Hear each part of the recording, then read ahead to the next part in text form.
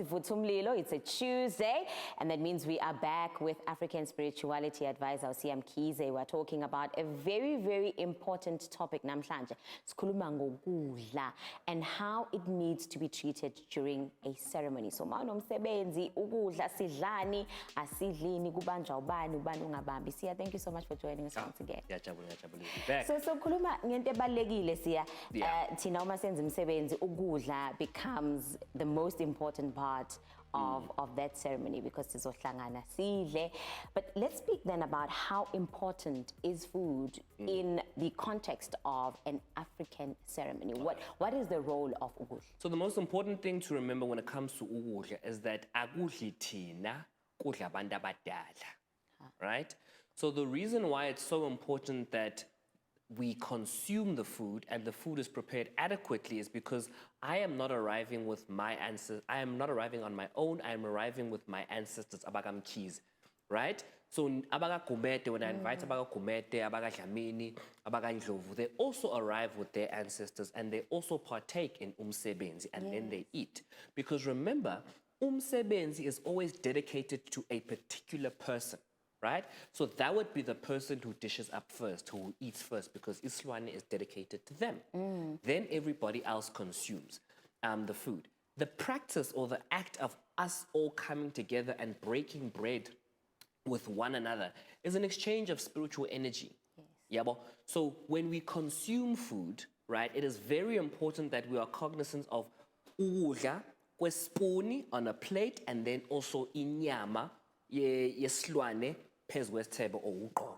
Sure, and we're going to go and speak about that, but the process as figure where we are sharing this food is a long process. Yeah. Samo that is also involved and where we need to be putting food in Samo. What are we putting in Samo before, in preparation for umsebenzi? Okay. So before you ask the question of what are we putting in Samo, you need to ask yourself what is the intention of lo msebenzi? Because the intention of umsebenzi will determine, number one, lesilwane les siyalahlwa okanye siyadliwa. So are we going to discard this animal or are we going to keep this animal? Right?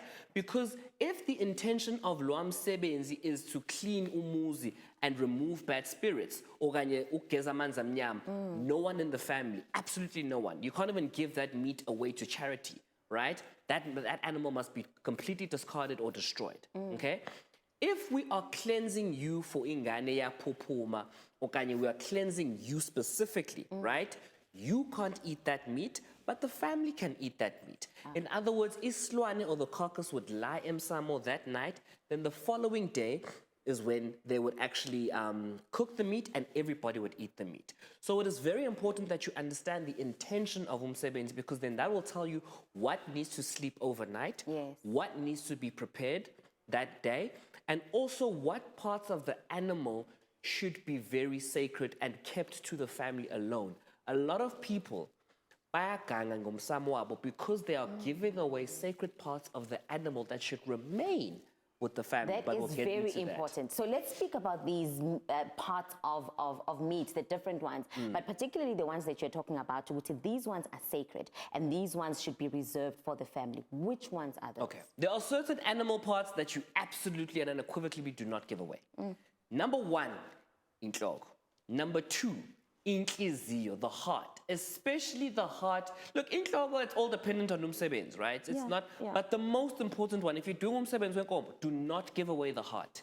Isibindi, yes, you can, but the bile, inyongo, absolutely, that must remain under all circumstances, right? But the biggest thing that abantu baganga ngayo is not the red meat, but inhliziyo, the heart of an ox. Mamenza umsebenzi omkhulu, a big ritual, like in inkomo. The heart must only be consumed by the family, right? Heart, liver, lungs, not too important. Izinso, not too important. Imkhono is very significant. So imkhono must remain emsamo ekai, right? Imkhono in English is the upper limb, so it would be like the right arm, right? So imkhono must remain at home. You cannot give away imkhono. Imlenze, you can give that away, but do not give away imkhono because imkhono is for abantu abadala. Because when you slaughter a cow, the first thing engena emsamo inhloko, then kulandela imkhono. Yes. The same way when you're changing, when there's an exchange, when someone's changing surnames and they're going to another surname, sithatha from the boots. Sithatha uhlangoti and the head. Yes. Yabo. So those are the things that we shouldn't be giving away, but we give those away mistakenly, and then umsebenzi doesn't work out. Look, sometimes abantu, they're not abagangi ngayo, but sometimes your ancestors are like, but where's umkhono that belongs to us? Right. Imkhono belongs to idlozi. The rest of the caucus you can give away. So how do you rectify something like that, Sia? You know, mhlambe ukuthi uzama ukwenzela ingane umsebenzi, then you need to exchange certain parts with the mother's family, and you find something went wrong there. How do you rectify that? You redo it. You redo the whole thing.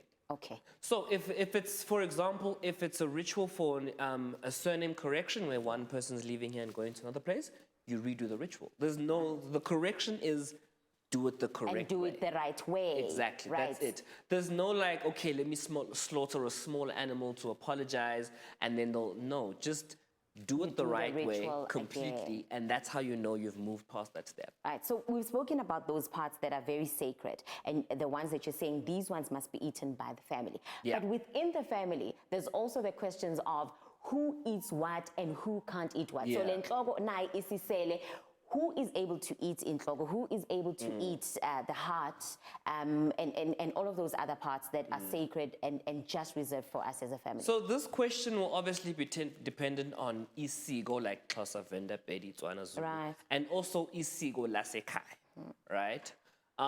In my opinion, I'm going to speak about the spiritual considerations, which is something that can apply generally to everybody. Yep.